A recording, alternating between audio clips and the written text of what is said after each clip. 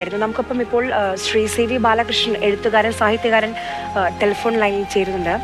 Shri C V Balakrishnan Mankombu ഇനിയില്ല, അദ്ദേഹത്തിന്റെ ഗാനങ്ങളൊക്കെ നമ്മളിപ്പോൾ വീണ്ടും അതിലൂടെ കടന്നു പോവുകയാണ്.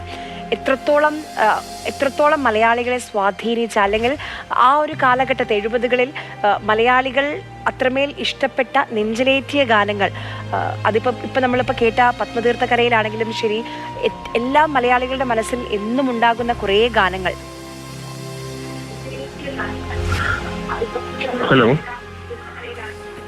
സർ, കേൾക്കാമോ? കേൾക്കാം, പറയട്ടെ. പറഞ്ഞോളൂ. യഥാർത്ഥത്തില് മങ്കൊമ്പ് ഗോപാലകൃഷ്ണനെ ഞാൻ പരിചയപ്പെടുന്നത് 60കളുടെ ഒടുവിലാണ്. അക്കാലത്ത്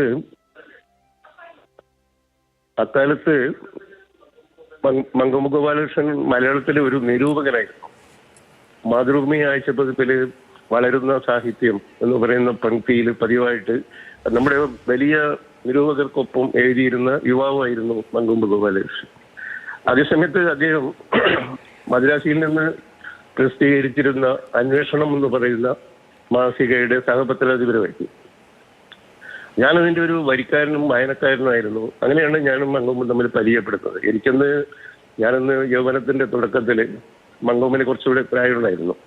പക്ഷെ ഞങ്ങൾ തമ്മിൽ കത്തിടപാടുകൾ നടത്തുകയും അതിനിടയിൽ വയലാർ രാമവർമ്മ പത്രാധിപരായിട്ടുള്ള അന്വേഷണ മാസിക പ്രസിദ്ധീകരണം നിർത്തി കഴിഞ്ഞിട്ട് മങ്കൊമ്പ് എനിക്കൊരു കത്തയച്ചു, ഇത് അവസാനിപ്പിക്കുകയാണ്, ഞങ്ങൾ പക്ഷെ പുതിയൊരു പ്രസിദ്ധീകരണം ആരംഭിക്കുന്നുണ്ട്, അതുമായിട്ട് സഹകരിക്കണം എന്ന് പറഞ്ഞു.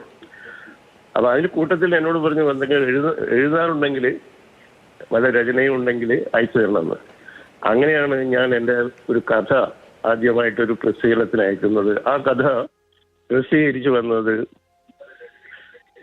ഉപാസന മാസികയിലാണ്. അപ്പൊ എൻ്റെ കഥ 70ലാണ് അത് പ്രസിദ്ധീകരിച്ചത്. എൻ്റെ ആദ്യത്തെ കഥ പ്രസിദ്ധീകരിച്ച പത്രാധിപരാണ് എന്നെ സംബന്ധിച്ച് മങ്കൊമ്പ് ഗോപാലകൃഷ്ണൻ.